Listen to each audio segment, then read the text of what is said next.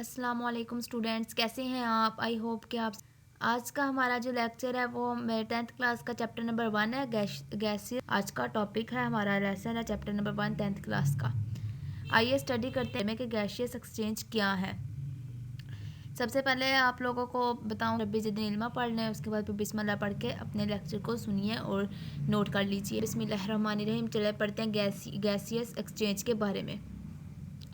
अब gaseous exchange आप देखें कि होता है गैसों का तबादला, यानी कि जो हम लोग आज जो है गैसों का तबादला होता है। कैसे होता है कि हम लोग ऑक्सीजन को अंदर लेते हैं और कार्बन डाइऑक्साइड को बाहर निकालते हैं। जो और होगी यहाँ पर एल्वियोलस है। एल्वियोलस आप देख रहे हैं, ये लंग्स के अंदर होते हैं। लंग्स इनसे मिले फूली हुई थैलियाँ होती हैं, इनके अंदर एयर सैक इनको कहते हैं हम लोग। तो इनके अंदर जब हम लेते हैं ना, तो क्या होता है, ये ब्लड के साथ गैस जो है वो डिफ्यूज़ होती है, यानी कि ऑक्सीजन अंदर जाती है। यहाँ पर इसका स्ट्रक्चर भी पूरा दिखाया हुआ है कि आप देखें यहाँ पर ये के आगे हमने ब्रोंक्यूल्स बनते हैं, ब्रोंक्यूल्स से आगे फिर एल्वियोलस बनता है, एल्वियोलस के इर्द गिर्द कैप, ठीक है। और उसके उन कैपिलरीज के अंदर जाके गैसेस डिफ्यूज़ होती हैं कि ऑक्सीजन अंदर निकल जाती है। आइए अब आगे स्टडी करते हैं गैसियस एक्सचेंज की डेफिनेशन के बारे में। आइए इनको डिटेल के अंदर एक दफ़ा स्टडी कर लेते हैं।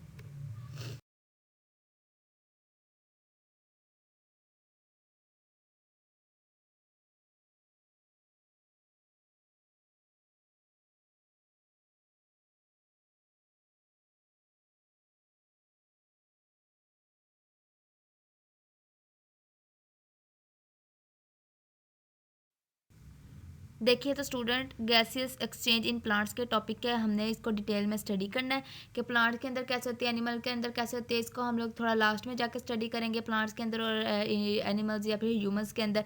पहले आइए बेसिक टर्म हम गैसियस एक्सचेंज की पढ़ लेते हैं। सबसे पहले इसकी डेफिनेशन देख लेते हैं गैसियस एक्सचेंज की।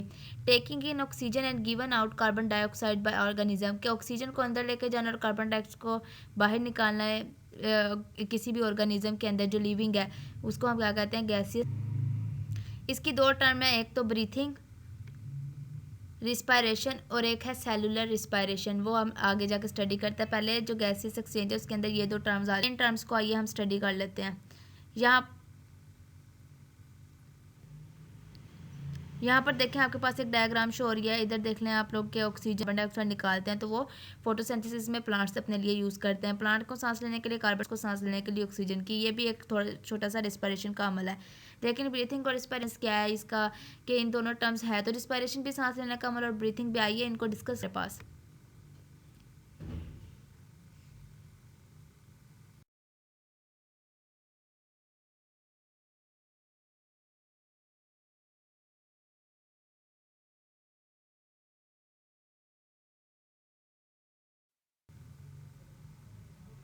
जी स्टूडेंट्स, तो देखिए ब्रीथिंग की पहले हम definition. The term breathing is used for the process through which animals take air in their bodies to get oxygen। कि ब्रीथिंग का प्रोसेस ऐसा प्रोसेस है जिसके अंदर कोई भी जानदार, कोई भी एनिमल या ह्यूमन जो है वो एयर को अपनी बॉडी के अंदर लेके जाता है।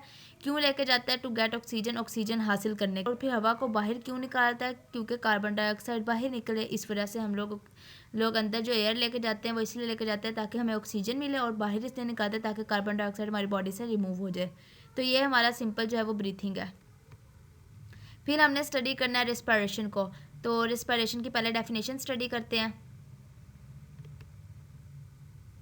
The sum of mechanical and biochemical processes by which gaseous exchange take place by an organism, यानी कि किसी फूड या कोई हमने ऐसी एनर्जेटिक चीज़ खाई है जिसके ब्रेक डाउन की वजह से हमें ऑक्सीजन या एनर्जी प्रोवाइड हो रही है, उस दौरान जो गैस कार्बन डाइऑक्साइड निकल रही है वो हमें कहलाती है रेस्पायरेशन। ठीक है, मैकेनिकल और बायोकेमिकल। बायोकेमिकल रिएक्शंस आपको पता है फूड के ब्रेक डाउन की वजह से होते हैं, वो बायोकेमिकल प्रोसेसेस होते हैं तो लिविंग के अंदर होते हैं, उसको हम कहते हैं रिस्पायरेशन।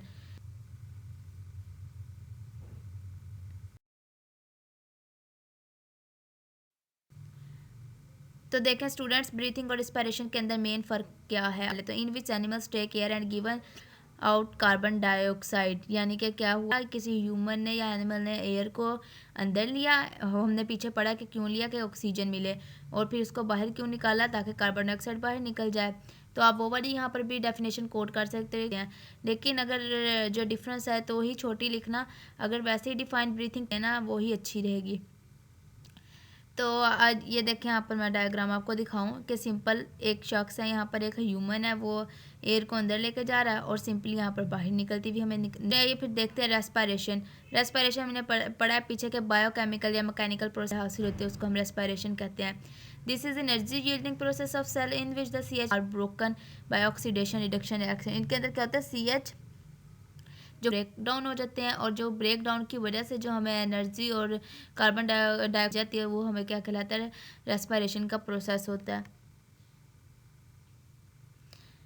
यहाँ पर आप देखें ये डायग्राम है, यहाँ पर ये ग्लूकोज फूड आपको पता है सेल से मिलकर बनता है, चाहे हम लोग कोई रोटी खाएं या फिर हम लोग कहते हैं ओबियसली हर एक की चीज़ सेल से मिलकर बनती है।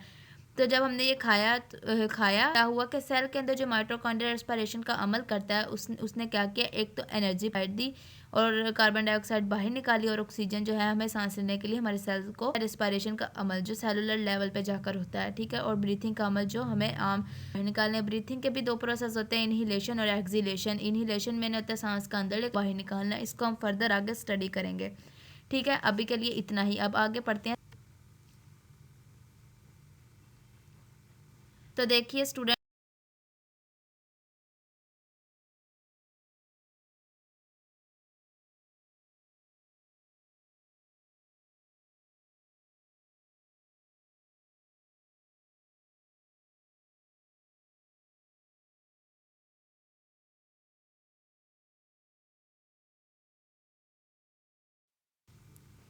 देखिए स्टूडेंट्स, अब सेलुलर रेस्पिरेशन को हमने स्टडी करना है कि सेल के अंदर डेफिनेशन भी पहले स्टडी कर लेते हैं कि the process in which C H bonds in foods are broken. लेकिन सेल के अंदर जो ब्रेक डाउन होगी ना फूड की, उसमें ये हमें जो है एनर्जी भी प्रोवाइड करेगा इन फॉर्म ऑफ एटीपी, जो कि आगे से साइकिल जो हमारा सारा माइटोकॉन्ड्रिया में क्रैब्स साइकिल होता है, उससे हमें एटीपी ही मिलती है।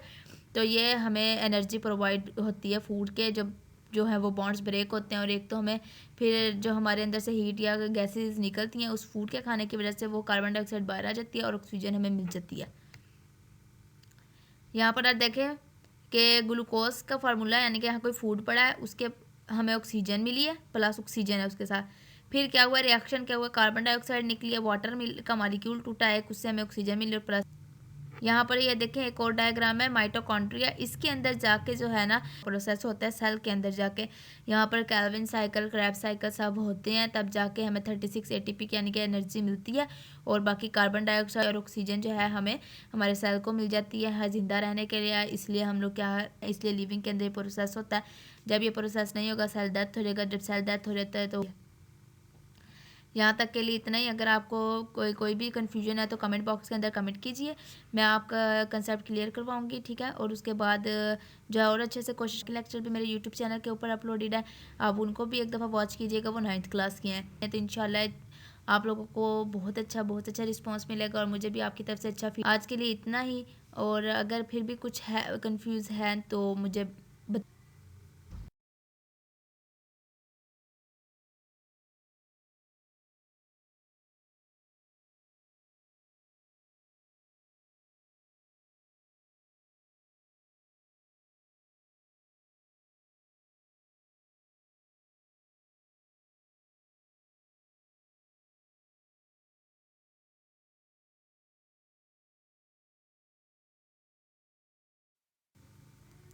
और स्टूडेंट्स वीडियो को फुल वॉच किया करें, इससे आप जो है ना, क्योंकि हर कंसेप्ट दूसरे से लिंक करते हैं, इतना फिर सही समझ में नहीं आता, ठीक है। फ़ायदा नहीं होता फिर इतना वीडियो को वॉच करने का भी, कि आप आगे आगे करके देखें, क्योंकि एक दफ़ा लेक्चर गो थ्रू हो जाए, सुन लें, उसके बाद जिस तरह आपकी मर्ज़ी होती है फिर उस तरह सुना करें, ताकि एक दफ़ा आपके जो है माइंड से वो सारा कंसेप्ट एक दफ़ा सारा क्लियर हो जाए, ठीक है ना। तो अब वीडियो अगर पसंद आई हो तो लाइक करें, शेयर करें, सब्सक्राइब करें, ठीक है। इसके साथ ही मुझे आज इजाज़त दीजिए। इंशाल्लाह नेक्स्ट लेक्चर में एक नए कंसेप्ट के साथ मिलेंगे। अल्लाह हाफिज़।